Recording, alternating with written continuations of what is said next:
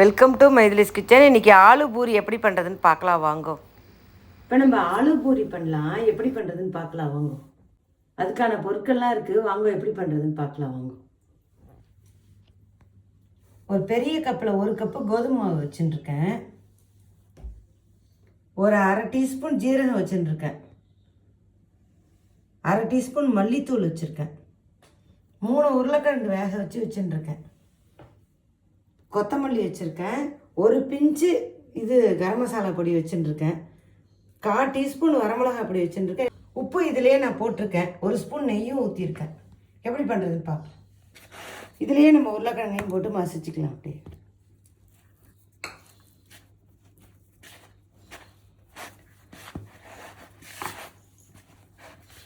வரமிளகா பொடி போடுறேன். மல்லித்தூள் 1/4 டீஸ்பூன் தான் வச்சுருக்கேன். எல்லாமே இது ஒரு பிஞ்சு தான் வச்சுருக்கேன். ரொம்ப ஸ்மெல் அடிக்கணும், கொஞ்சோண்டு தான். ஜீரகம், கொத்தமல்லி, இதில் கொத்தமல்லி போட்டால் நல்லா இருக்கும். நிறையா கொத்தமல்லி போட்டால் ரொம்ப நல்லா இருக்கும். இதெல்லாம் பிசைஞ்சிட்டு தண்ணி வேணுங்கிற அளவு தளித்து பிசைஞ்சிக்கலாம். ஏன்னா உருளைக்கிழங்குலே தண்ணி இருக்குது, அதனால்.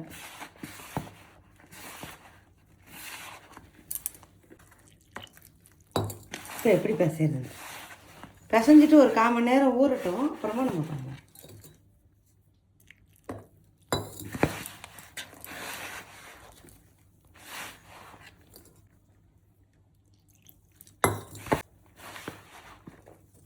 நம்ம சப்பாத்தி மாரி தண்ணி நிறையா ஊற்ற வேண்டாம். இதுக்கு பூரி மாதிரி நல்லா கெட்டியாக பிசைஞ்சு. குருமா வைக்க முடியலன்னா இதுக்கு தயிர் கூட போடுறோம், நல்லாயிருக்கும். ஊறுகாய் தயிர் கூட போடுறோம், சூப்பராக இருக்கும்.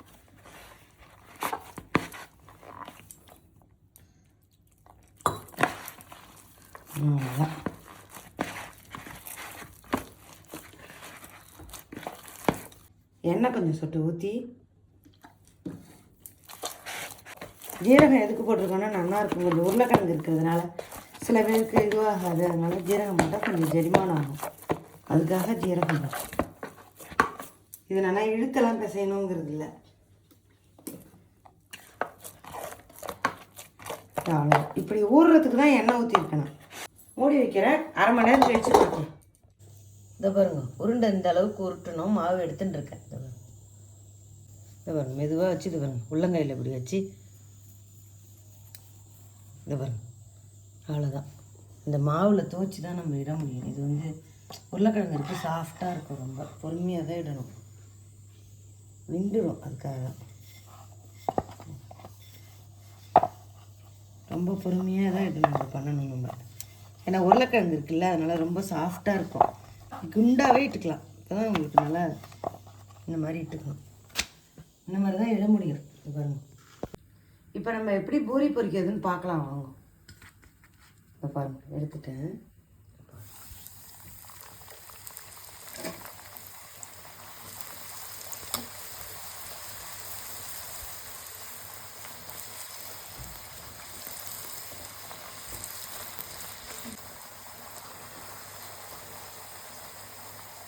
இது நல்லா சாஃப்டாகவே இருக்கும், நல்லா சாஃப்டாக இருக்கும். 1 நிமிஷம் வெந்துடுத்து. இப்போ நம்ம எடுத்துடலாம். எடுத்துக்கலாம். 1 நேரமாக வந்தாலும் நம்ம எடுத்துடணும். நல்லா இருக்கும், தொட்டு சாப்பிடலாம்.